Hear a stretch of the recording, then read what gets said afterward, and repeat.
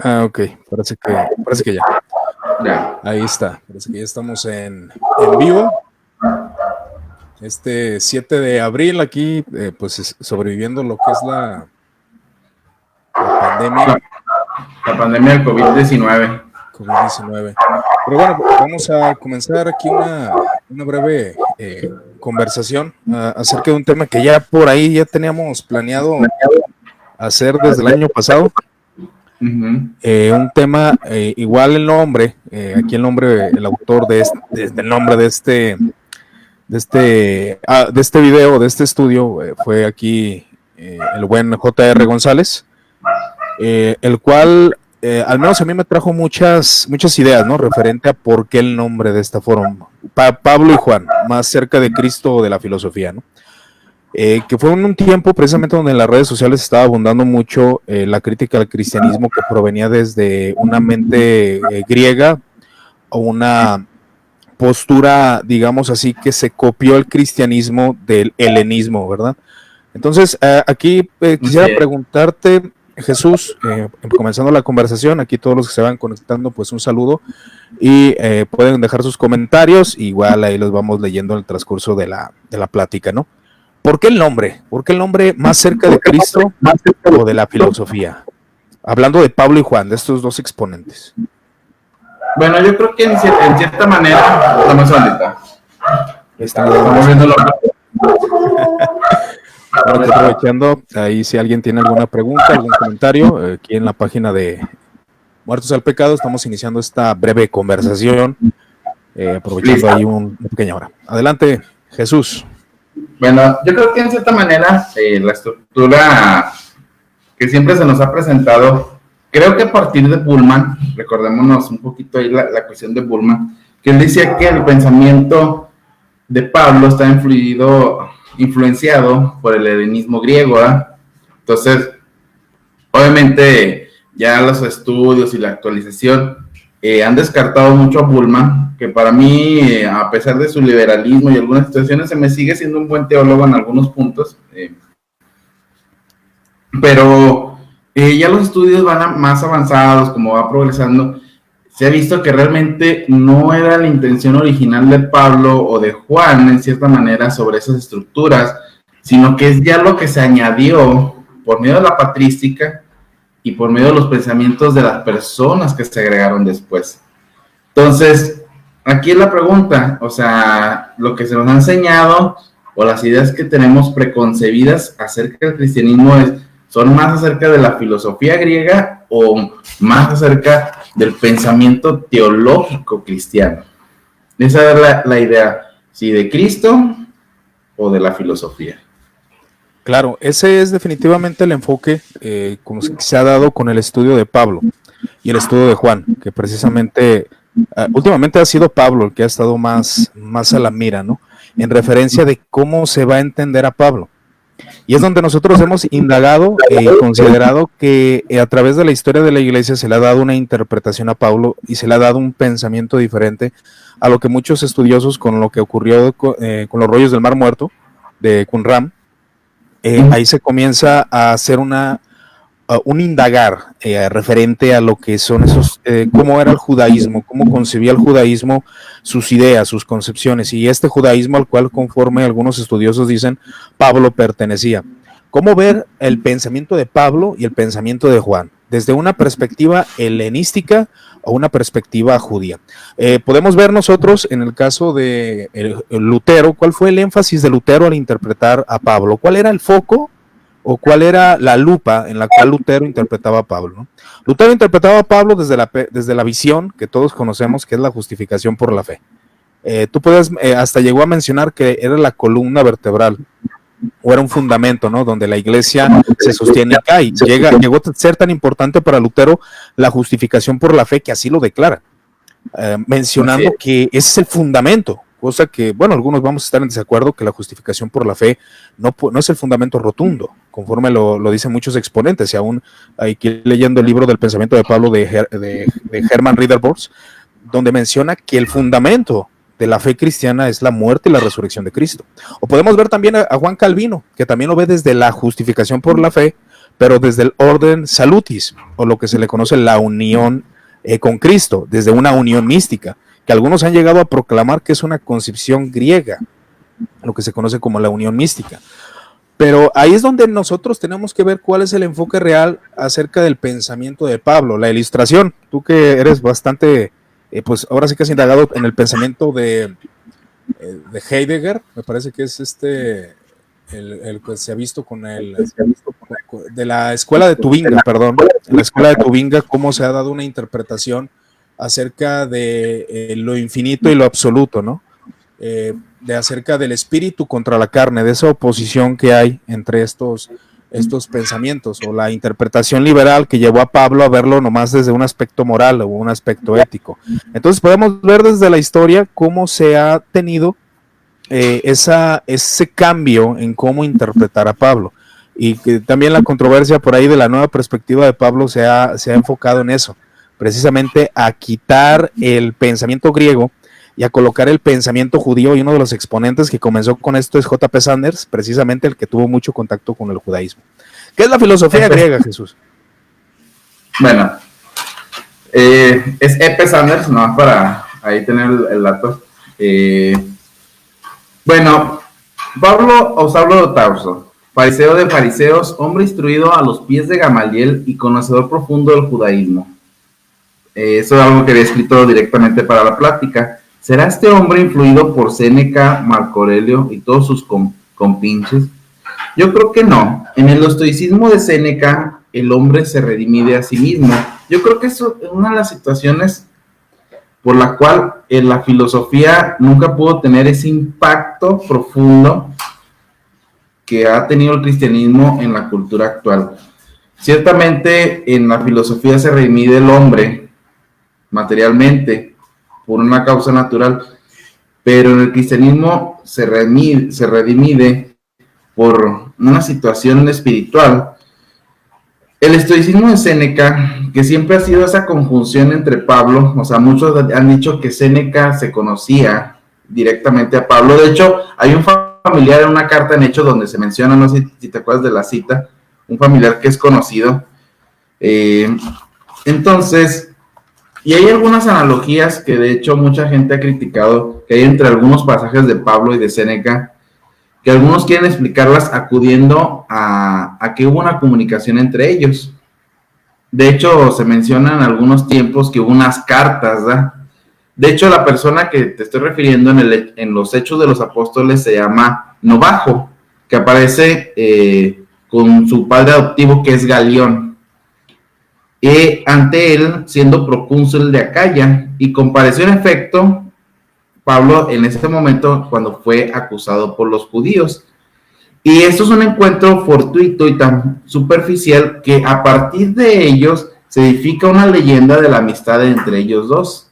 A partir de ahí se enfoca la leyenda del estoicismo y el cristianismo, pero realmente nunca no hay algo concreto que podamos decir, nada más falso podremos decir. De hecho, este intento se hizo más profundo en la Edad Media, y de hecho los padres de la iglesia lo mencionan, pero realmente no hubo nada. Realmente era una idea o un deseo de aquel tiempo de poder unir la filosofía con el cristianismo, que de hecho se hizo. Recordemos que San Agustín es sumamente neoplatónico, y Tomás de Aquino es sumamente aristotélico. Ahí entonces, estas situaciones, ¿no? ¿De cuándo? Porque sí ocurre lo siguiente. Pablo era influenciado por el helenismo, porque muchos han interpretado a Pablo desde esa postura, que Pablo era rotundamente helenista, un judaísmo helenista. Pero ahora, con los estudios que se han hecho, y es el fundamento de lo cual, al menos yo creo, Pablo y Juan era una mente rotundamente judía. Ahora, era rotundamente judía. Ese es el punto focal de todo esto. El detalle es, aquí como lo que tú comentabas acerca del estoicismo, que es una de las filosofías predominantes en el Imperio Romano, Era el estoicismo, el epicurismo y el punto de vista escéptico, ¿no? O sea, aquellos filósofos escépticos que consideraban todo de duda, ¿no? Entonces, las costumbres paganas, los sacrificios, todo esto era lo que predominaba dentro de la mente pagana. Los dioses, el mito para poder explicar las cuestiones naturales, aunque se dice que ya estaba perdiendo cierto poder, influencia la explicación del mito. Ya no era tan poderosa, ya estaba perdiendo cierta influencia. Entonces, aquí es ver cuando el cristianismo, porque si es una realidad, el cristianismo, el pensamiento griego tomó gran ventaja. Y según algunos exponentes, dicen que todo esto comienza con Orígenes, Clemente de Alejandría, y se va con todos los exponentes griegos de la iglesia griega, y se comienza a hacer una mezcla que se le conoce el neoplatonismo, ¿verdad? Es la mezcla que se comienza a ver el cristianismo desde ese punto de partida con la filosofía griega, al punto de que llegan declaraciones de decir que el cuerpo es malo y el espíritu es bueno, o ese tipo de dualismo, ¿verdad? Que muchos cristianos llegaron a abrazar, precisamente por la concepción griega. Pero aquí el punto es, Pablo que tenía esa concepción dualista, ¿qué nos enseña el judaísmo acerca de esto, no? Y ahí es donde entraría ese punto y la opinión que te pediría Jesús, porque el judaísmo tiene una visión rotundamente unificadora. De hecho, el judaísmo es una religión monista, ¿eh? O sea, nunca hay un dualismo. De hecho, la gente que acusa al cristianismo de ese tipo realmente es que nunca estudió el cristianismo. Es así, literalmente. O sea, claro. O sea, directamente es como si yo digo, aquí tengo un agua, por ejemplo, un ejemplo tan analógico, y agarraron polvo de sabor, exacto. Entonces, y la quisiéramos separar después. Así es como se ve en el judaísmo el cuerpo y el alma. O sea, sí son dos conceptos, pero están totalmente integrados en uno solo. Y ese es el pensamiento de Pablo y el pensamiento de Juan, cosa que comienza a contraponerse acerca del estoicismo. O sea, el estoicismo, Pablo hubiera estado de acuerdo con el estoicismo rotundamente. Ahora, algo que muchos exponentes han declarado, y uno de ellos es Pastor Federico Ramos, es un teólogo español, que dice que la interpretación o las herramientas que Pablo utiliza sí son griegas, es decir, la diatriba, su explicación del bien y el mal, conforme a lo que vemos en Romanos capítulo 7, pero también su forma de interpretación y exégesis era desde un punto de partida judío. ¿Qué podemos ver en este exponente? En Pablo, y aún en Juan, pero más en Pablo, porque Pablo como que la otra vez que fue a comprar libros acerca de esto de Pablo, curiosamente hay muchos más libros de Pablo que de Juan, ¿verdad? El pobre Juan me lo dejan a un lado. Pero es que Pablo es sumamente interesante, ¿eh? O sea, sí, Juan también tiene su lado, y de hecho, ¿por qué los gnósticos o docetas tomaban tanto el evangelio de Juan? Porque también veían como que siente interpretación dualista ahí, cosa que jamás en Pablo, en Juan, perdón, mira, hasta ya le digo Pablo, en Juan jamás se ve ese punto, porque el estoicismo era básicamente panteísta, todo es Dios. Y el judaísmo jamás de los jamases pondría a la creación al nivel de Dios, jamás. Y Pablo fue muy explícito en eso. Bueno, no es que sea panteísta, lo que pasa es que nosotros tenemos una concepción muy mala de la cuestión de la religión griega. Por ejemplo, cuando hablamos de Zeus, por ejemplo, no es que... No, de la canción, de que está mi esposa. Bueno, cuando haz de cuenta que los griegos no era de que vean a Zeus separado del rayo, sino que era Dios en el rayo. Exacto. Esa era la religión que tenían los griegos, primeramente. El panteísmo, entonces, Dios en. Así es. Entonces, cuando los judíos llegan con esa concepción que para mí es sumamente, yo creo que es diferenciadora de todos los demás, cuando dicen, sí, es creación de Dios, pero Dios está allá. Ahora, tengamos la idea que también, de hecho lo publicaron en un video, yo lo vi en el seminario, en el judaísmo, las cuestiones de lo sobrenatural con lo natural no estaban las líneas muy marcadas, ¿eh? O sea, siempre estaban en conexión, o sea, las dos esferas estaban conectadas así una sobre otra. Por eso cuando dicen Elohim, o sea, Dios, el Elohim de los Elohimes, o sea, Dios es el Dios de los dioses, o sea, y ellos creían en un partenón de criaturas celestiales. Eso es sumamente interesante, ¿eh? Claro, y ahí es donde entra el punto de la doctrina, al menos yo lo veo así. Ahí la opinión, difiero con Martín Lutero, que dice que la justificación por la fe es el fundamento. Yo creo que el fundamento es la muerte y resurrección de Cristo, o la resurrección de Cristo, porque precisamente la doctrina de Pablo acerca de la resurrección era construida por una mente judía, acerca del Dios judío, del mundo y de la historia. Ofrecía una evaluación positiva del orden creado, la creación, la redención de la creación. Ese es un punto focal, tanto como el apóstol Juan y el apóstol Pablo se centran, cosa que el helenismo, o al menos el platonismo, de alguna forma negaba por el dualismo que presentaba, es decir, que el hombre, al ser liberado de esta jaula de huesos, es cuando encontraba la verdadera paz, ¿no? Entonces la resurrección era el monismo, esa unificación del cuerpo y el alma. Entonces el mundo material era divino en sí mismo, lo que dicen estos helenistas. Ahí es donde podemos ver la gran diferencia entre el pensamiento judío y el pensamiento helénico. La creación, ¿cómo se veía? Como acaba de decir Jesús, es Dios en, y los judíos era Dios creó esto, pero Dios es. Entonces, la esencia de Dios era vista desde una postura rotundamente diferente. Dios da un cuerpo novedoso, y eso era algo que chocaba con la mente dualista, ¿no? Con la mente doceta y con la mente gnóstica, que llegaban a utilizar al pobre Juan. Pero Pablo era un pensador helenizado o un pensador judío. ¿Qué podrías tú contestar a esta pregunta? Porque es lo que dicen, ¿no? El helenismo, ¿qué tanta importancia tuvo en el pensamiento de Pablo o en el pensamiento de Juan, verdad? Pero ¿eran realmente pensadores helenistas? Su pensamiento partía desde el helenismo, aunque bueno, ya hemos comentado obviamente que no. Pero ¿cuál sería una respuesta más concisa referente a esta pregunta? Yo creo que aquí tendríamos que ser sumamente claros. Obviamente creo que tienes un público bastante amplio, yo creo que también, pero mucha gente nunca ha leído los deuterocanónicos. Aquí está mi esposa.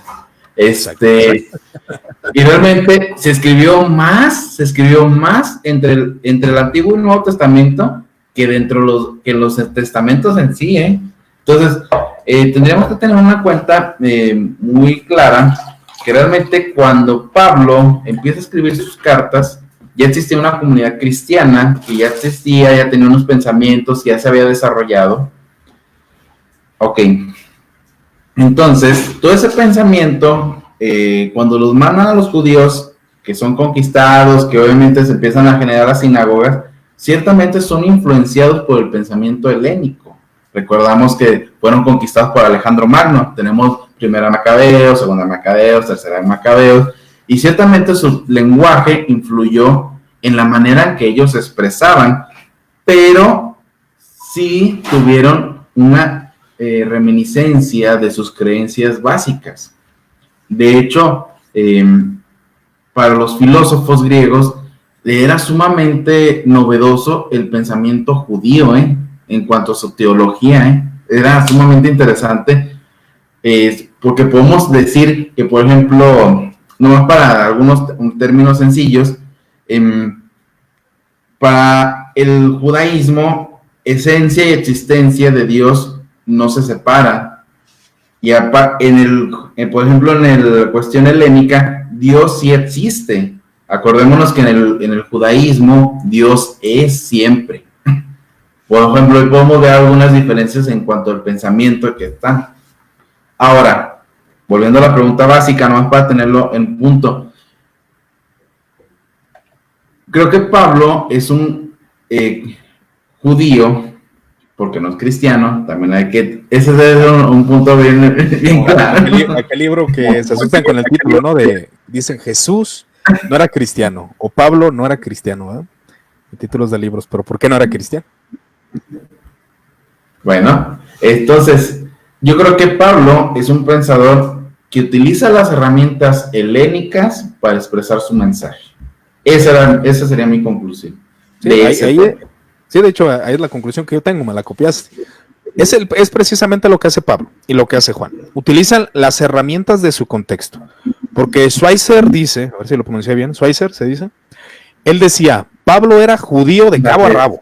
Era judío de cabo a rabo, a pesar de, precisamente a través de su ministerio como apóstol de los judíos a los gentiles, preparó el camino para la posterior.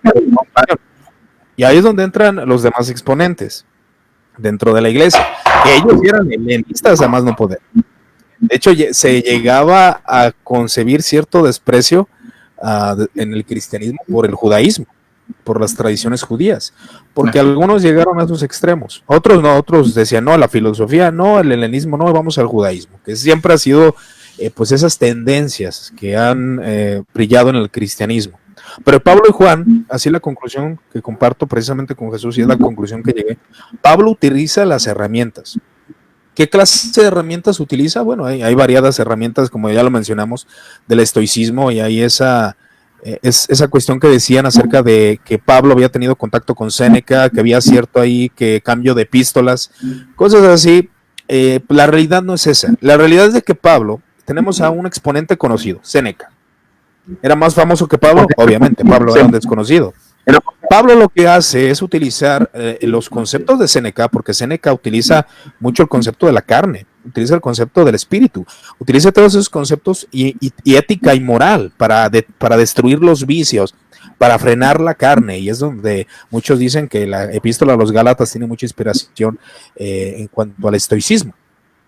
Pero Bullman, en cambio, a lo que acaba de decir Jesús, Pablo pertenece a un contexto helenístico y es donde se le atribuye mucho, ¿no? Toda la teología que Pablo desarrolla es helenista. No, Pablo pertenecía a un grupo. ¿Y este grupo cuál era? Eran los fariseos shamaitas, que eran extremadamente celosos por su patria, por su nación y por su tradición. Quiere decir que ellos, como lo mencionaba Jesús en los Macabeos, trataban de quitar, de hecho ahí vemos cómo Alejandro Magno puso algunos gimnasios en Jerusalén y todo ese tipo de detalles, y este grupo de los Macabeos quiso regresar a sus raíces. Por eso es difícil concebir que Pablo tenía una mente helenística. Ahora, es verdad que sí utilizó las herramientas, pero no podemos concebir eso porque él era rotundamente patriota, un shamaíta, alguien extremista, alguien que buscaba el reino, que llegara en este momento. Entonces, ¿cuál fue el papel de Pablo acerca del cristianismo? Él trató, como apóstol a los gentiles, comunicarlo. ¿Y cuál era la herramienta básica para comunicar el cristianismo? Bueno, pues ahí tenemos evidencia de que utiliza las herramientas griegas. ¿Que era un hombre preparado? Claro está, definitivamente. ¿Y qué podemos decir de Juan referente a ese concepto? Bueno, yo creo que aquí el punto muy claro, y yo creo que sería bastante enfático. Yo creo que Pablo utiliza las herramientas griegas. De hecho, también en sus cartas utiliza el tipo de retórica griega. O sea, poner el ejemplo y luego ese ejemplo bajarlo a lo práctico. Eso era muy, muy común en la retórica, en los sofistas, aunque se queja de ellos, en la primera de Corintios utiliza la figura de los sofistas. La argumentación lógica, ¿no? Pablo utiliza la argumentación lógica. Entonces, aquí es donde el punto que queremos decir, ¿verdad? O sea, a final de cuentas, Pablo utiliza las herramientas griegas para poder expresar sus ideas. No significa... De hecho, el epistolario es una herramienta griega. Una herramienta griega, exactamente. Ahí vemos otro. De hecho, Lucas utiliza el libro de los Hechos y los griegos utilizaban mucho lo que eran las praxias para enseñar a sus discípulos. Entonces ahí es donde se vean los hechos. También la didache o la didaje también es una herramienta griega. El sermón, la manera de dar un sermón, una exposición o la predicación del primer siglo era precisamente una herramienta griega. O sea, dicen los filósofos y los que saben, nuestra cultura occidental está cimentada sobre 3 columnas. Una es la ley romana. Toda nuestra legislación está basada en la ley romana. La filosofía griega, y la moral cristiana. Tumbas una de esas tres y ya deja de ser cultura occidental. Y es los que los cristianos utilizaron, y es lo que podemos ver, y aún Clemente, lo podemos ver en sus cartas, Clemente de Alejandría, a un Justino mártir, que declaran que la filosofía fue una herencia de Dios para entender, para comprender, para llevar a los filósofos a ciertos conceptos de Dios que se aclararían y se restaurarían con la fe cristiana. Decía Clemente de Alejandría que lo que para los judíos es la Torá o la ley, para los griegos es la filosofía. Entonces, es una realidad que Pablo utiliza esto, pero ahí ya acaba de mostrar, y bueno, al menos la convicción de un servidor, y parece que la de Jesús también, de que Pablo no ve la cultura griega como un fin, sino como un medio para exponer, para poder dar a expresar el pensamiento judío, ¿no? Aún Santiago utiliza la frase rueda de la creación, que es de la religión órfica. Así es. Y eso de la rueda de la creación, los folletos que se propagaban para ciertas ideas religiosas llegaron a ser utilizados por los cristianos, ¿no? La oratoria. Pedro utiliza, ¿cómo se llama? Las profundidades, donde enterraban a los titanes. Ya es que utiliza esa expresión y la traducen como infierno. No, es que no me acuerdo. Tártaros. El Tártaros. También lo utiliza. No, o sea, se impregnan, o sea, están impregnadas. No significa que estén directamente basadas. Es que esa es la diferencia. Están impregnadas, pero no están basadas. Exactamente, es donde se hace toda esa mezcla. Y ahí es donde entra la confusión. ¿Por qué Pablo utiliza herramientas griegas? También el protréptico, que es una forma de oratoria que tiene su origen en los sofistas, que es lo que tú acabas de mencionar. El hecho de filosofar, Pablo lo hace. O todo el rechazo que se da a la filosofía, pues bueno, es evidente que debe haber un rechazo a ciertos conceptos que dañan la fe cristiana, pero Pablo se encargó de, cuando en Hechos capítulo 17 se expuso el Evangelio, él utiliza a ciertos expositores de la filosofía, como ciertos poetas dicen, utilizando ciertos conceptos para llegar a intentar este asunto, y aún la paideia griega. Ahora, solo como punto, es sumamente interesante que si nos ponemos a pensar un poco, y a veces leemos las líneas de la Biblia como algo muy, muy sencillo, y si analizamos el discurso de Pablo hace todo el discurso del Dios no conocido, y toda la gente, sí, ya es que los sofistas eran muy dados de que, mira, alguien nuevo diciendo algo interesante, Así es. Pero aquí podemos ver la diferencia con el pensamiento griego. Cuando les habla de la resurrección, ¿qué pasa con los griegos? Se empiezan a burlar y se van y dejan a Pablo ahí. Exactamente. ¿Por qué? Porque ya chocaba con su pensamiento. Choca con el pensamiento, o sea, el pensamiento helenístico, que al principio podemos ver con muchos exponentes, ya hablando del neoplatonismo. Los apologistas del siglo II eran hombres respetables de nivel intelectual, pero ellos, obviamente, como para poder integrarse a este mundo académico y a este mundo teológico, hacen del cristianismo que se influencie más por el helenismo. Y eso fue lo que ocurre ya después en el siglo II, en el siglo III y en el siglo IV, donde el cristianismo ya se ve impregnado, no del judaísmo, sino de la filosofía griega. Ahí es donde entra mucho el concepto del cielo, el concepto del infierno, entre otros detalles. Ya empieza a haber una separación, y se empieza a ver muy poco los exponentes acerca de la restauración de la creación, que claro que sí lo hay, aunque Orígenes es considerado como un platónico. Orígenes se esforzaba y sí llegaba a conclusiones judías, es decir, a conclusiones basadas en la Sagrada Escritura, referente a lo que es la creación, pero sí tenía sus aspectos de dualismo, tenía sus aspectos de cambio, digamos un 80% casi de lo que este exponía. Entonces, a la cultura de Alejandría era totalmente helénica. ¿Y qué tuvo que hacer los cristianos para poder ingresar en eso? Empezar a utilizar estos conceptos aristotélicos, platónicos. Ahora, solo nomás, hay un libro que obviamente no se lo recomiendo para alguna gente porque va a tener algunas concepciones erróneas del cristianismo. Se llama El cristianismo como religión primitiva. Es de Paulo Noriega. Habla de cómo el cristianismo, muy bueno, un poco esclarecedor en algunos puntos.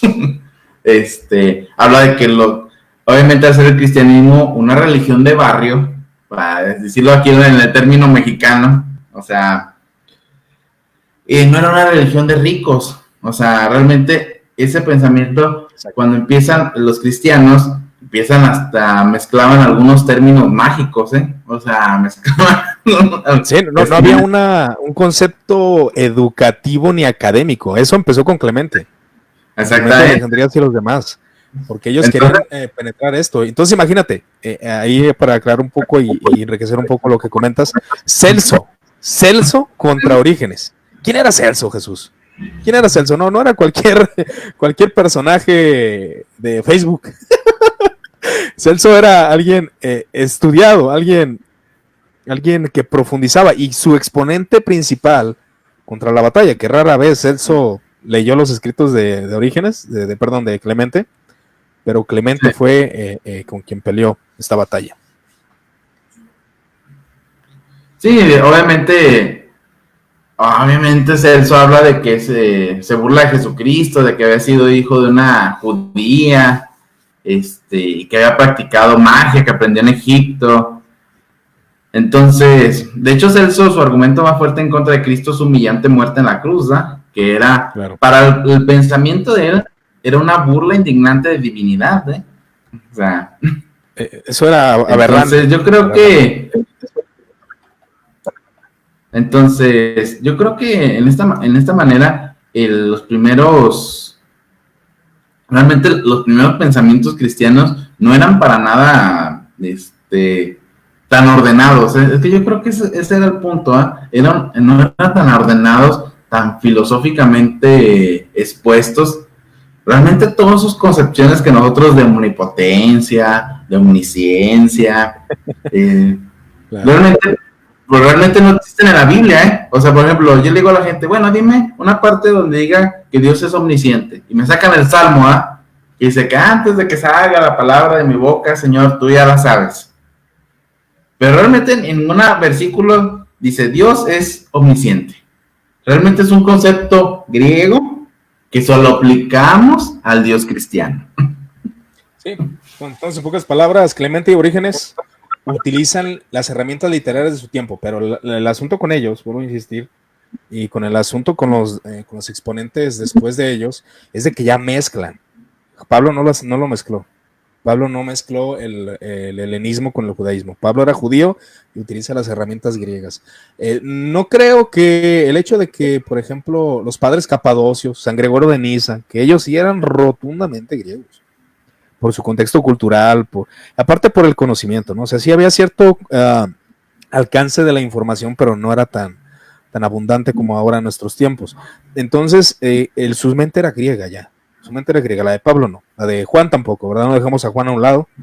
Juan, que se le considera como el favorito de los gnósticos. ¿Por qué motivo, no? Por el motivo de que Juan, pues sus expresiones, el logos, el verbo de Dios, la expresión de espíritu y carne, entre otros detalles que ya habíamos visto. Pero las herramientas hebreas, ¿cuáles herramientas hebreas pudiéramos considerar en esto?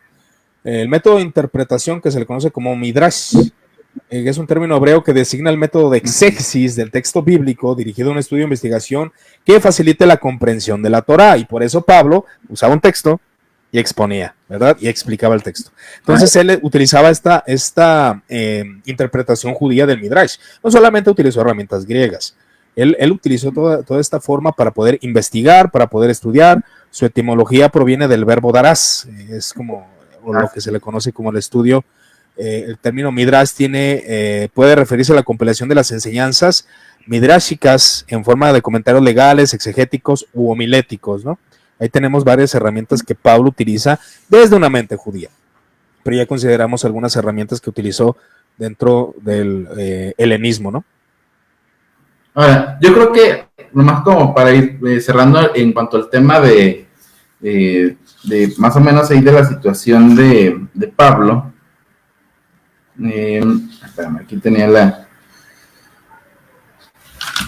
bueno, el punto es, yo creo que la idea era que lo que quiero llegar a la conclusión de Pablo es de que era un hombre dentro de su tiempo que fue utilizando las herramientas que se le proporcionaban. que al final de cuentas es como decirle a un hombre, bueno, rompe una pared, ve un martillo y que no lo use, ¿eh? O sea, lo va a usar al final de cuentas, ¿verdad? Entonces, es como decir, ay, ¿por qué Pablo utiliza esas herramientas griegas? Pues porque era lo que tenía. Es lo que hay. Es lo que hay. Pero eran herramientas útiles, totalmente útiles, ¿no? En ese sentido del pensamiento de Pablo, cómo él interpretaba unas cuestiones teológicas. Yo creo que Pablo, como un pensador acerca de su teología, algo que vengo indagando acá en varios libros, y todos llegan a una conclusión. Pablo no hizo teología sistemática, ¿verdad? A pesar de que utilizó ciertos conceptos. Ahora, te voy a hacer una pregunta difícil. No me hagas preguntas difíciles. ¿Pablo era trinitario? Pablo era trinitario en cuanto al concepto. Es una pregunta difícil. Igual yo voy a contestar conforme a lo que creo.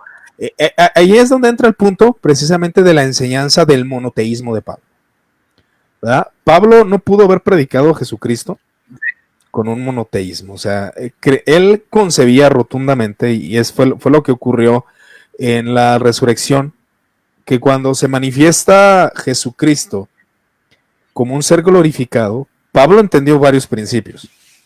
Pablo entendió el principio, la creación ya va a ser restaurada. ¿Por qué crees que Pablo enfatizaba los últimos tiempos y ya va a venir el Señor? Y Pablo estaba con un celo, porque su escatología lo llevaba a eso, una escatología totalmente cristológica. Esa escatología llevaba a ver a Pablo, cuando vio a Cristo resucitado, su conocimiento judío, su conocimiento teológico toma sentido. Y dice, Él es el Hijo del Hombre, que en Daniel, ¿no? El resucitado, el primero de la creación. O sea, eso Pablo lo entendió. O sea, por eso dicen, ¿por qué su conversión fue tan rápida? Obviamente fue por el poder de Dios. Eso es claro, la gracia. Como dice un exponente, Dei potentia, gracia potentia Dei, o gratia potentia Dei. La gracia potente de Dios, o la gracia tumbativa, en términos coloquiales, la gracia que lo tumbó. Pero esa gracia le hizo concebir eso. Ahora, la pregunta de Jesús, él vio, obviamente, en Jesús la divinidad, la restauración de las cosas, el ser divino. Entonces, Pablo, como monoteísta, empieza a desarrollar su cristología con base al entendimiento de la divinidad en el Hijo de Dios. Pero sí me gustaría escuchar, y aún el Espíritu él lo concebía, en sus cartas es evidente la Trinidad. Pero sí, no, la voz de medio. Está complicada. Está complicado. O sea, si no escucharse, porque al final de cuentas yo soy trinitario, o sea, solo quisiera tenerlo en cuenta, pero el estudio un poquito más dentro del pensamiento de Pablo te puede dar la idea de una concepción, sí, de una divinidad de Cristo. Yo siempre he dicho que, por ejemplo, los dogmas, o sea, los dogmas de la iglesia se van desarrollando. Así es. Sí, o sea, se va desarrollando, y hay una frase de N.T. Wright que decía que los dogmas de la iglesia se van desarrollando como la flor. No sé si has escuchado esa cuando, o sea, no, la verdad están, todos los dogmas, haz de cuenta que están encerrados, y obviamente con el tiempo se van haciendo más claros. Yo, en cierta manera, yo creo que Pablo no era tanto un trinitario. Es más, yo creo que ni la conocía, porque al final de cuentas es un desarrollo. Claro. En ese punto igual podemos especular. Yo podía entenderlo desde esta forma, ¿no? Que la Trinidad, él no tenía la palabra Trinidad en su dialecto. Eso es netamente filosófico también. Eso no estaba en el dialecto de Pablo. No llegaría a ese concepto de la Trinidad y conceptos como la unión hipostática, entre otros detalles. Eso realmente sí fue un desarrollo teológico. Pero algo que sí se puede ver en los escritos de Pablo, aunque queramos ser así bastante, no sé cómo mencionarlo referente a este punto, pero podemos ver Colosenses capítulo 1, versículo 15 al 20, referente al Mesías. Obviamente él veía al Mesías, la divinidad, y eso no significa que él fue helénico, es decir, que divinizara a Jesús. No, él no lo divinizó. Él sí hizo énfasis en la carne y la naturaleza divina. Pero los conceptos que se conocen en el concilio de Nicea y en el concilio de Éfeso, el concilio de Constantinopla y todos esos detalles, no estaban en la mente de Pablo. Eso sí lo puedo asegurar. No estaban en la mente de Pablo porque no tenía esas herramientas en ese momento, y esa no era su concepción. pero que concebía la divinidad en las tres personas, eso es evidente. Sí, obviamente. Sí, yo creo que en este punto sí debemos ser claros. Sí, bueno, hay que capaz tener de que cuidado, nos queman después de... Sí, exactamente, lo quería aclarar porque sí, es una herejía. Imagínate, decir que Pablo no era trinitario, brother. O sea, Bueno, es algo herético. Pero en el concepto de que... Ajá. O sea, no tenía en la mente, es que realmente no tenía en la mente ese concepto como nosotros lo concebimos el día de hoy. Esas fórmulas que se dieron en los concilios. O sea, los concilios de realmente ya... es verdad. Eso sí es cierto.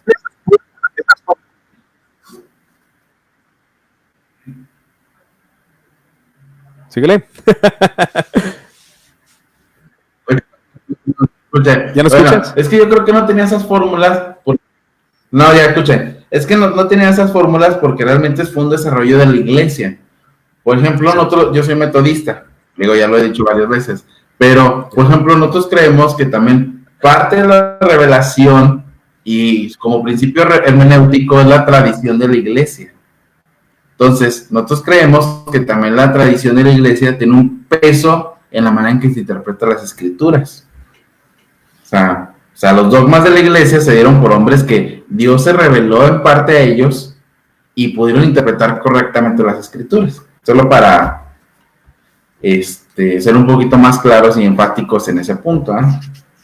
Ahora, muchos de los dogmas y de la manera en que se piensa, de la que se piensa y desarrolla la iglesia, a partir de los apologetas y todo eso, la religión cristiana deja de ser una religión primitiva de las clases bajas para ser adoptada por las personas de alta cultura.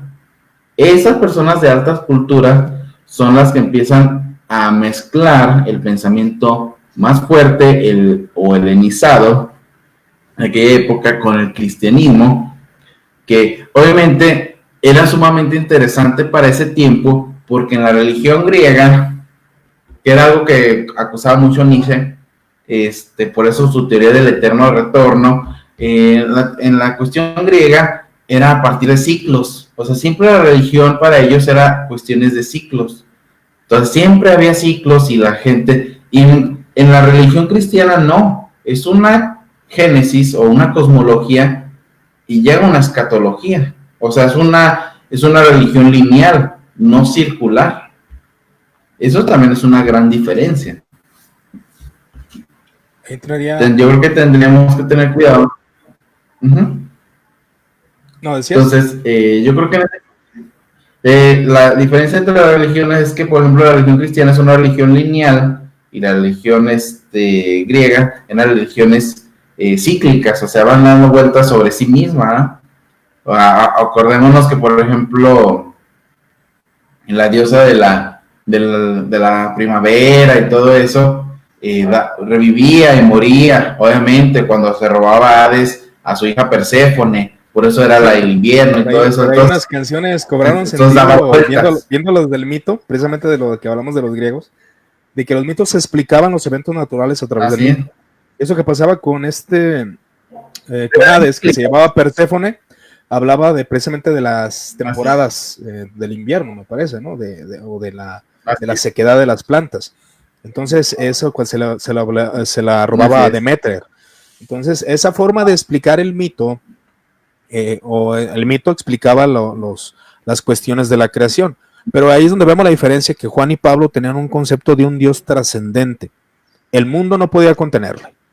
No, podemos ver en lo que es Juan capítulo 1, que lo que dice Juan, ¿no? El verbo era Dios y el verbo estaba con Dios. Por él fueron hechas todas las cosas. Un Dios trascendente. Y es un Dios que no estaba apartado del mundo, cosa que muchos griegos llegaban a concebir ese punto de que los dioses eran desinteresados.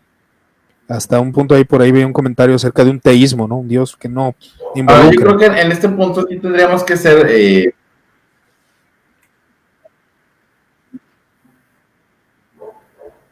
Ahora, yo creo que en cierta manera... en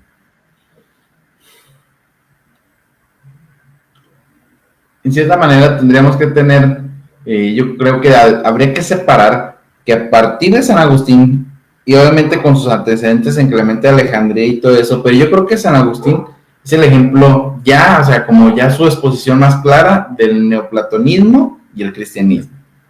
O sea, yo creo que a partir se da el desenvolvimiento así, se desabre todo, o sea, la flor. Obviamente en Tomás de Aquino todavía más, o sea, literalmente Tomás de Aquino agarra la filosofía aristotélica y se la mete así directamente a la religión cristiana, totalmente. Exactamente, es lo que empiezan a hacer ya estos exponentes. En cuanto a Pablo y los primeros cristianos, creo que Pablo y Juan, volvemos a enfatizarlo, tenían una mente judía, utilizan las herramientas griegas. Eran personajes que al ver el mundo gentil, el mensaje de Jesús, como lo dice Epi Sanders precisamente en su libro acerca de Jesucristo, de cómo él era totalmente judío, no era un cristiano, o sea, era un judío totalmente, ¿no? La concepción, y es donde el celo judío, precisamente de Pablo, y aún el tradicionalismo de Juan, nos llevó a ellos a concebir esos dos puntos, que son dos exponentes muy, muy diferentes, ¿no? Entonces fue a los gentiles como judío, lo que dice un expositor, para decirle al mundo gentil que los judíos siempre habían creído que todos los dioses de los pueblos son ídolos, y es lo que compagina con lo que acabas de comentar de Elohim. Todos los dioses de los pueblos son ídolos, mas el Señor que hizo los cielos y la tierra es uno. Muchos buscaban y muchos buscan ligar el pensamiento de Pablo con el rito pagano, ¿no? Con los ritos paganos conocidos. La cena del Señor, algunos enfatizan que tiene un rito pagano, pero ahí se empieza a construir muchos conceptos de la cena del Señor y algunos podemos afirmar o pudiéramos considerar que tienen un trasfondo helénico, ¿no?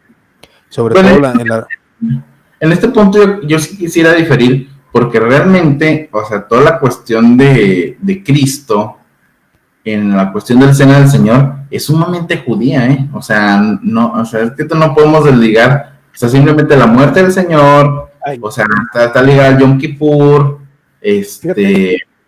bueno, un pequeño comentario. La cuestión del Domingo de Ramos, acuérdate que hace referencia al día del tabernáculo, que es Dios, o sea, Dios entrando otra vez al pueblo, o sea, todo ese tipo de referencia es sumamente judía, o sea, ciertamente que después se le quiere dar algún trasfondo helénico, pero... Sí se le dio por lo mismo que pasó con los exponentes que siguieron griegos, pero la cena del Señor era un trasfondo netamente judío, como tú lo dices. Los judíos veían en ellos la Pascua, o sea, los cristianos judíos veían la Pascua en la cena del Señor. Entonces, ahí es donde entra, unos ven la Pascua y otros ya después empiezan a concebir de manera diferente el concepto de la cena del Señor, ya no la ven considerando el trasfondo judío de la Pascua hebrea, ya lo hacen considerando otros tipos de cuestiones místicas. Pero ahí es donde podremos considerar esas interpretaciones dentro del mundo cristiano, ¿no? Yo creo que ahí sí tendríamos que tener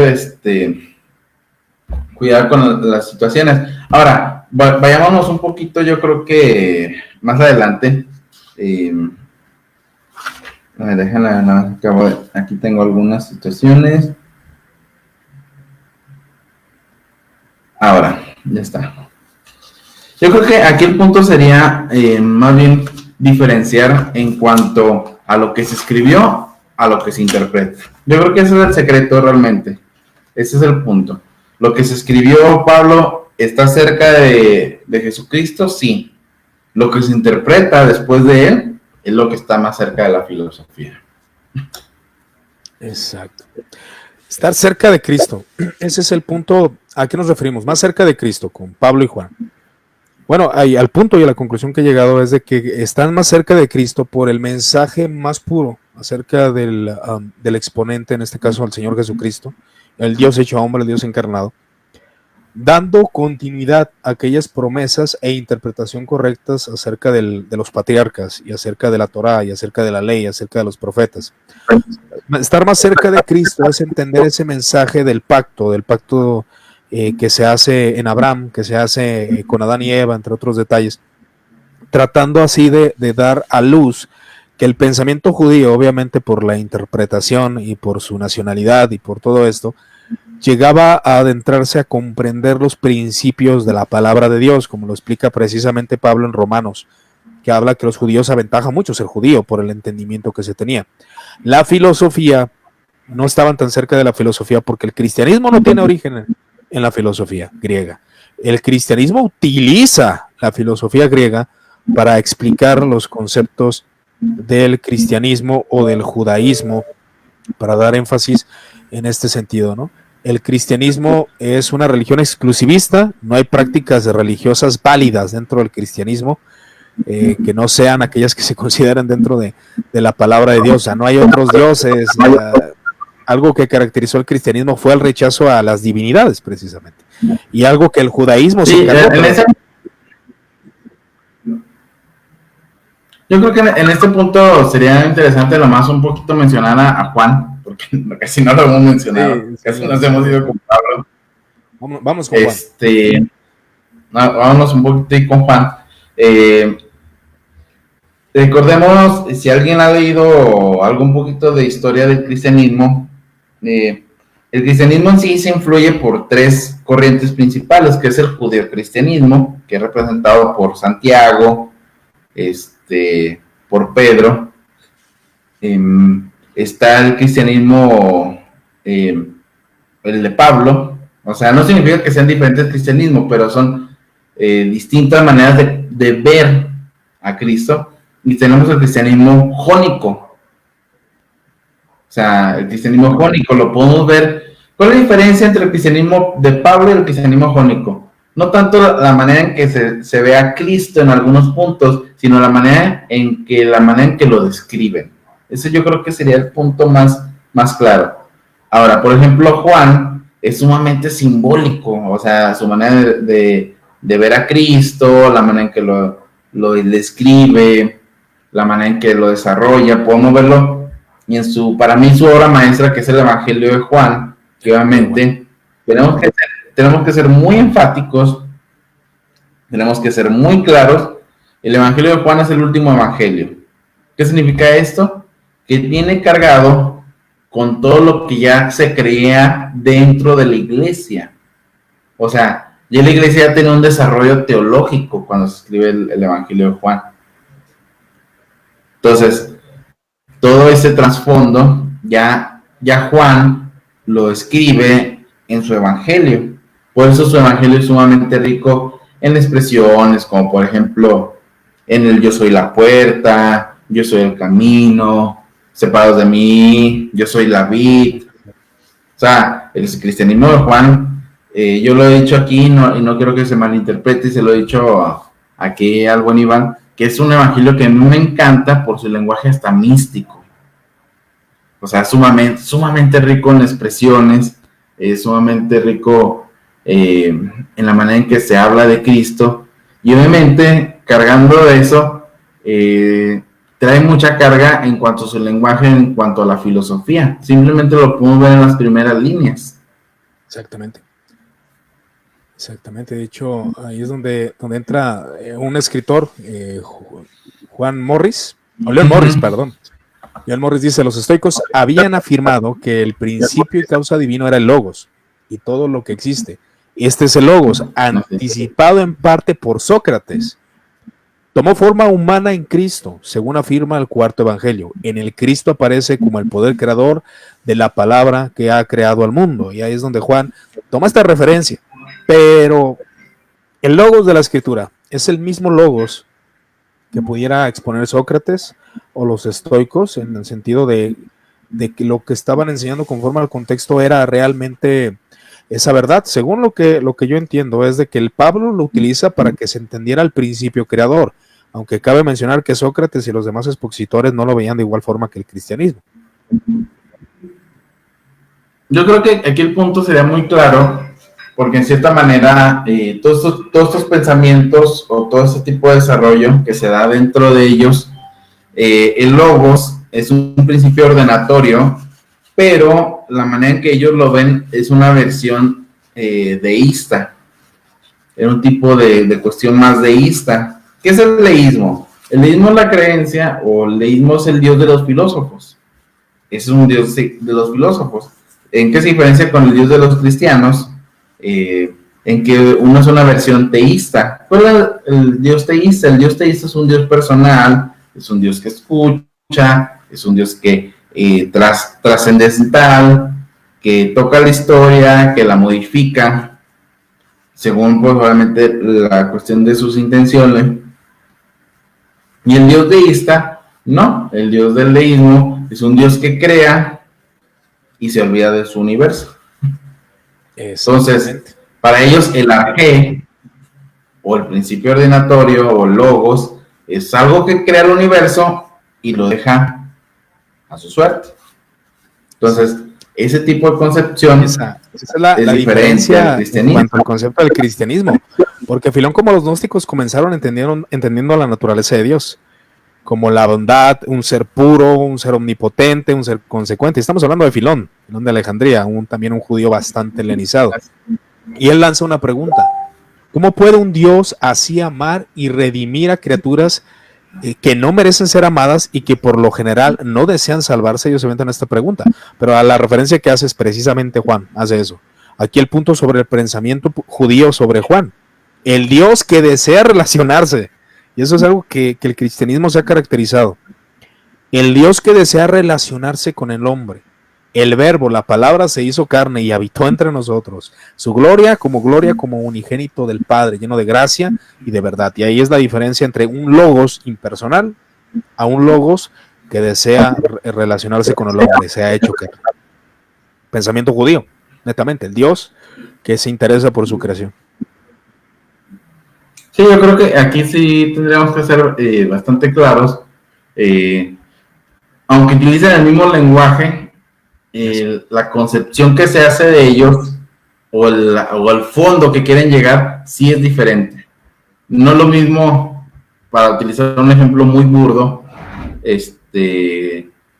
la manera en que, por ejemplo, ¿qué puedo decir así? La manera en que nosotros, estaba pensando en un ejemplo de que una palabra que tuviera un homónimo, que tuviera bastante significado. O sea, es como si fuera un homónimo. No el hecho de que utilicen la misma palabra significa que tenga hacia donde quieran apuntarse al mismo lado, ¿eh?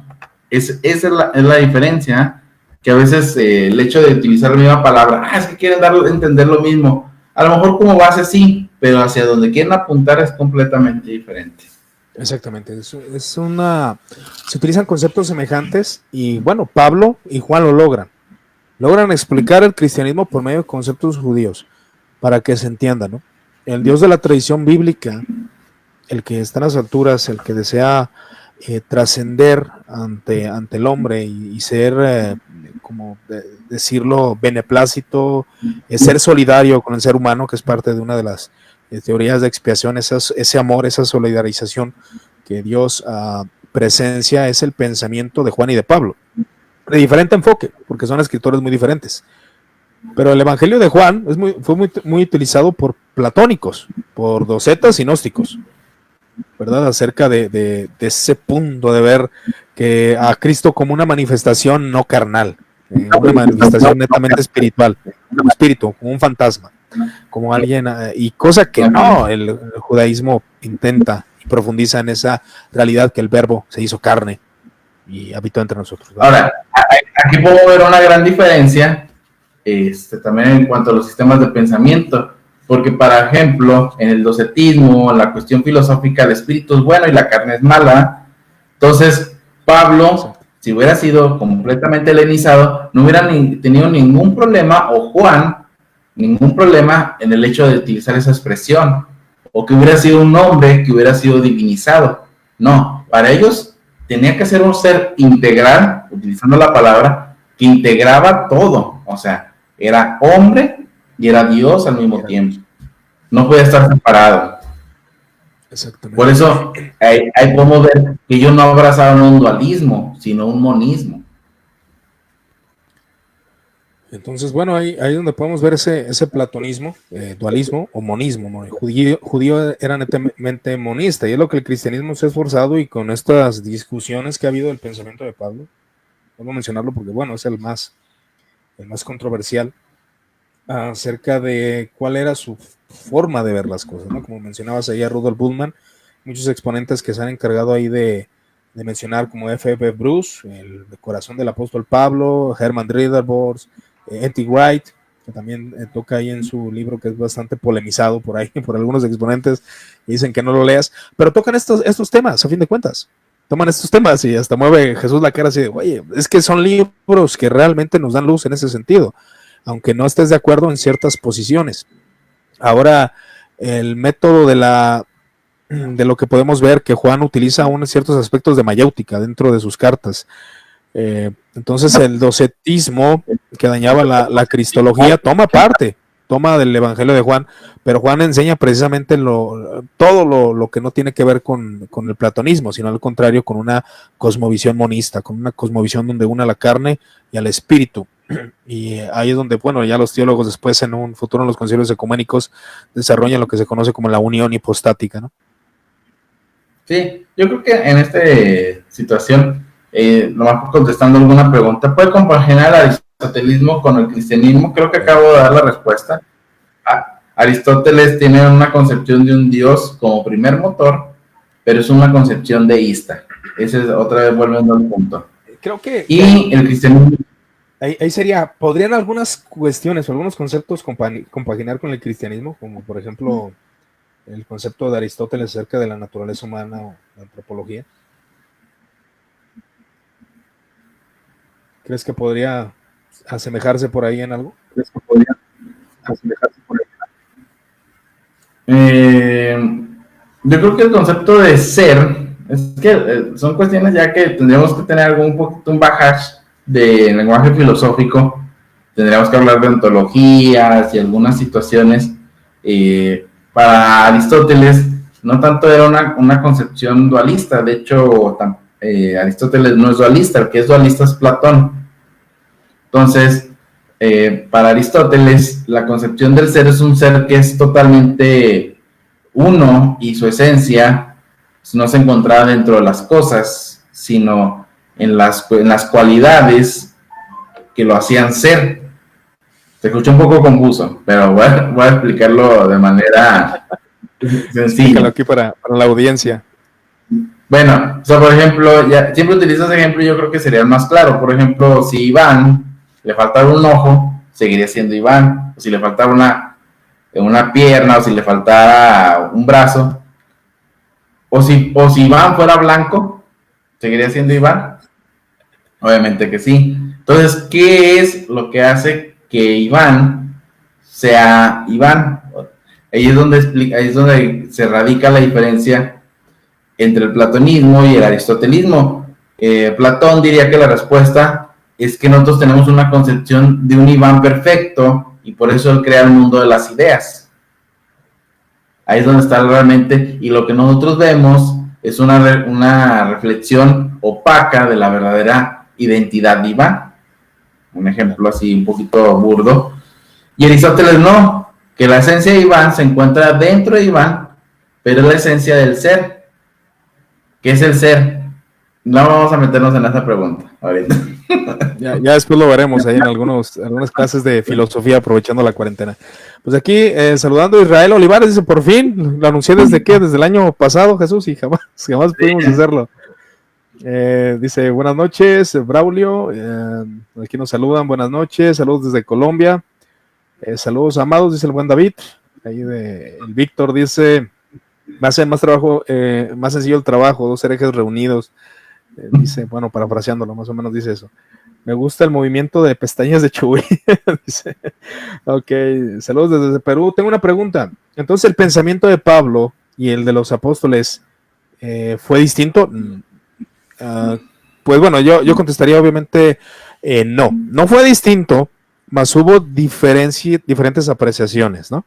Aún Pedro llegó a declarar que el pensamiento de Pablo era difícil de entender. O sea, no pensaban igual, eso es evidente. Pero sí había un trasfondo que los unía y los significaba rotundamente, que era el pensamiento judío, que ya hemos hablado de eso.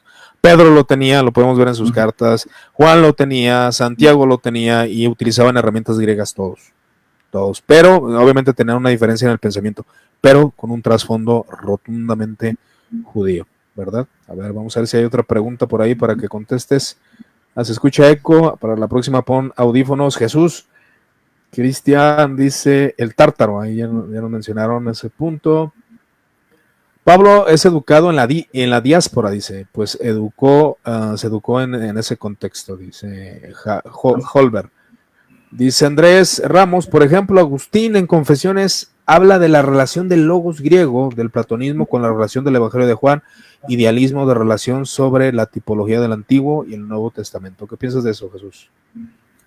Yo creo que aquí tendrás que ser bastante claro, es que a mí, tú sabes que a mí no me gusta San Agustín. A los ortodoxos tampoco les gusta Agustín. ¿Por qué? Porque en algunos puntos utiliza demasiadas alegorías, o sea, es demasiado alegórico en algunos puntos, y en algunos puntos si quieres leerlo muy, muy literal, o sea... Es que él se pasó, ahora sí que la escuela de Alejandría era muy alegórica y pues él creo que los exageró demasiado, más que aquellos alejandrinos, ¿no? Sí, entonces, yo entiendo el principio de querer ver a Cristo en toda la escritura, pero ciertamente... No, pues él veía a Cristo en todo. Hasta la piedra. O sea, bueno, la roca. No, pero sí, Agustín era muy así. O sea, en la parábola del buen samaritano, dice, el samaritano es Jesús. La choza ahí donde lo metieron es el apóstol Pablo. Oye, o el que está ahí cuidando, ¿no? Entonces, son cosas así que ¿de dónde las sacas? Igual no dañan la verdad, pero bueno, se da muchas especulaciones, ¿no? Dice Holberg, la resurrección, el sol resucita en dicho contexto. Hablando de que hablamos del pensamiento judío de la resurrección. Este punto sí me gustaría ser bien claro, porque muchos utilizan que lo del 25 de diciembre es la resurrección de Horus y todo eso. Ya es que lo utilizaban, ¿cómo me chocaba? No, el concepto de resurrección es algo que ya se traía en el trasfondo judío. Si tú has leído los deuterocanónicos, la resurrección ya es un concepto ya manejado, desde aquel tiempo, O sea, cuando Jesucristo lo empieza a predicar, es porque Jesucristo, toda esa cultura de los deuterocanónicos, Jesucristo los leyó, posiblemente Jesucristo los debió haber leído. La escuela judía ya traía ese contexto. Así es. Entonces, la resurrección ya es un contexto que ya se enseñaba. Exacto. Y de hecho, nosotros, aunque odien a los fariseos por la interpretación, nosotros en la escuela del pensamiento absorbemos más de los fariseos que de los saduceos. Claro, los saduceos serían considerados heterodoxos. Así es. Y los fariseos ortodoxos. ¿Por qué creen? Y es donde enfatiza, de hecho, la resurrección. Es el concepto que ellos tenían, los saduceos no. Los saduceos rechazaban la resurrección desde ese aspecto. No creían en la resurrección, ni en ángel, ni nada de eso. Entonces los fariseos sí. Por eso Pablo al presenciar, vuelvo a insistir en ese evento, porque ese evento fue un parteaguas en la vida de Pablo, y es donde el pensamiento, o sea, conocía a Cristo según la carne, conocía al Mesías, conocía de Jesús, pero pues lo tenía por un hereje o por alguien falso. Cristo Jesús se le manifiesta con esa imagen de ser glorioso. Para Pablo cobró mucho sentido. El ser resucitado de la creación. La creación que va a ser restaurada es el primero, como lo escribe en 1 Corintios, el primogénito de toda creación o las primicias de la creación, la divinidad. Para Pablo cobró mucho sentido todo este pensamiento. Por ese evento fue bastante trascendental en la vida de Pablo, demasiado trascendental. Así de qué tipo de fariseo era. Pablo pues era realmente un patriota, era un extremista en cuanto a su fe. De hecho ellos... Fariseo de fariseos, y dice que él aventajaba a los judíos de su tiempo. O sea, era un judío, ¿cómo decirlo? O sea, para que la gente que me escucha me entienda, o sea, era un judío por los huesos, la sangre, era judío totalmente. Por eso es inconsistente decir que Pablo tenía una mentalidad helénica.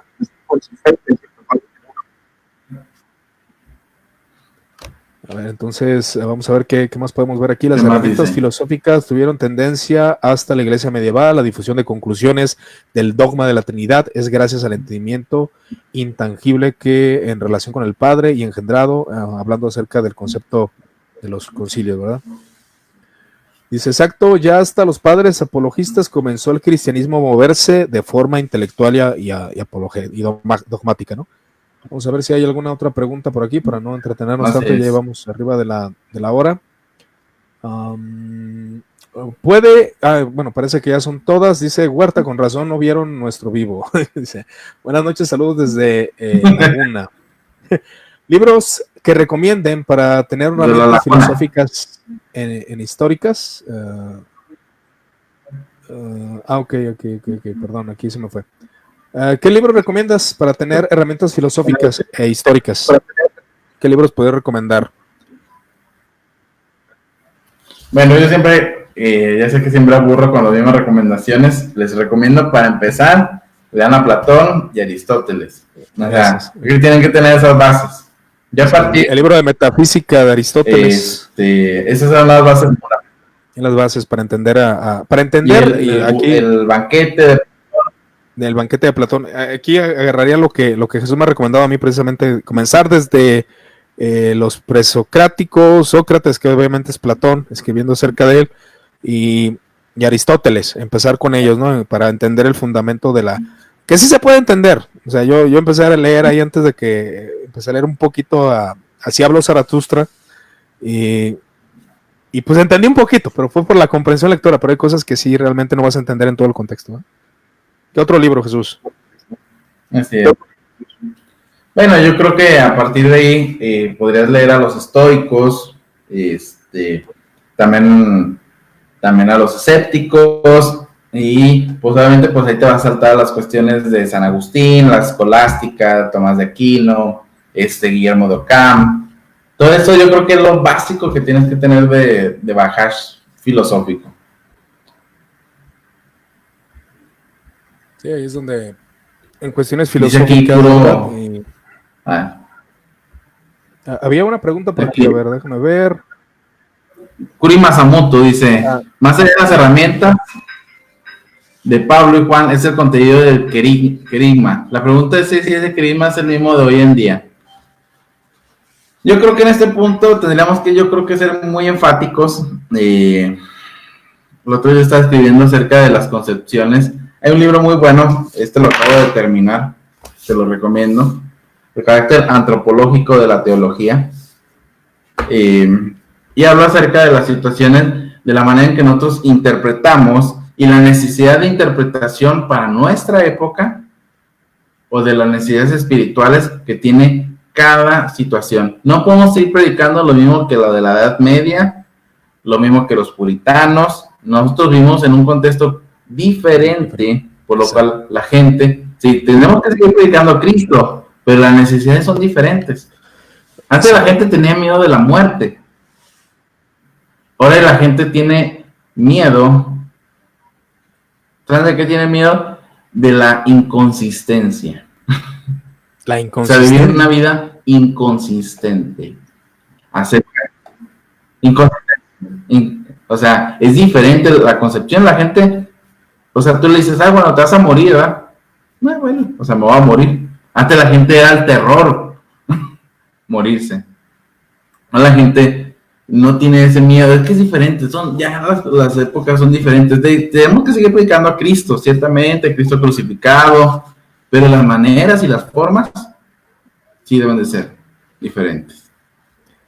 Y ese es el punto, que lo que podemos ver en la historia de la iglesia es eso. Luego aquí mencionaba, recomiendan la historia del pensamiento cristiano, me parece que es el libro de Justo L. González, no lo he leído, pero pues la verdad creo que es algo recomendable, simple hecho de que sea el autor Justo L. González el que lo escribió, ¿no?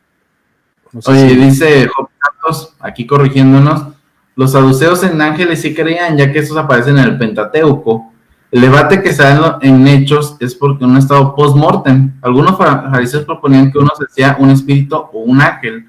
Esto es lo que ellos rechazan, además de la resurrección. Ok, buen punto a considerar. Pero sí, los saduceos eran los conservadores. Lo que dice Job en referente a ese punto. Gracias, estimado. Y luego, saludos pequeños, dice Pablo, y recomiendan, ya lo leí, siempre aconseja el mismo. dice Pablo. Se quedó en trance Iván Rubio, estaba viendo la pantalla de arriba, por eso nos quedamos en trance. Solo como punto, ni siquiera he leído Metafísica de Aristóteles. A mí me lo recomendaste que hace 3 años. Y nomás leí un capítulo, ya me he dedicado otra vez a leer aquí la teología.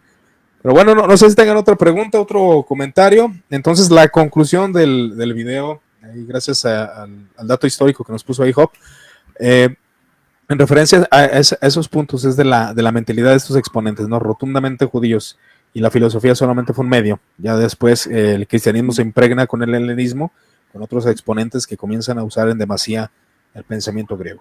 Los saduceos no creían en seres espirituales, dice. Aquí ya podemos generar un debate. Estaría interesante hablar de los saduceos y los fariseos para la próxima. Y también aclarar ese punto que acaba de poner Job, que a primera vista el concepto que vemos en la escritura, precisamente que no crean en ángel ni en la resurrección y todo eso, pues también ahí crearía ese debate de que es la interpretación más común que le da el cristiano básico como nosotros, ¿no? Bueno, es que depende la cuestión del historiador, ¿verdad? Obviamente, por ejemplo, muchos historiadores, Flavio Josefo, para ser un poquito exacto, es el que hace referencia a que los saduceos no creían en los seres espirituales. Obviamente, yo hago una referencia del libro que yo leí y es lo que yo había comentado, ¿verdad? Obviamente, a lo mejor Job tiene un libro más, más actualizado, porque yo que sepa, también los saduceos rechazaban muchas cuestiones de la Tanaj, o sea, o de las cuestiones también del Talmud, ¿verdad? O sea, las interpretaciones que se daban encima de ellos, ¿verdad? Entonces, por eso yo tenía esa referencia, pero bueno, sería un buen debate, luego vamos a invitar a Bob también para que nos ayuden en esto. Creo que se puede hacer de 3 personas, igual ahí no. Ya dice, ¿cuál perspectiva cree que es mejor con relación a la fe cristiana? ¿Cuál perspectiva? ¿A qué hará referencia el buen gato? ¿La cristiana? La cristiana, mi estimado gato. Es que a lo mejor se refiere a la denominación, ¿no? Porque bueno, aquí hay un metodista y un calvinista y dice, pues ¿cuál de los dos entonces? Dice, mi referencia es la de la resurrección de Wright, pero sería un buen debate.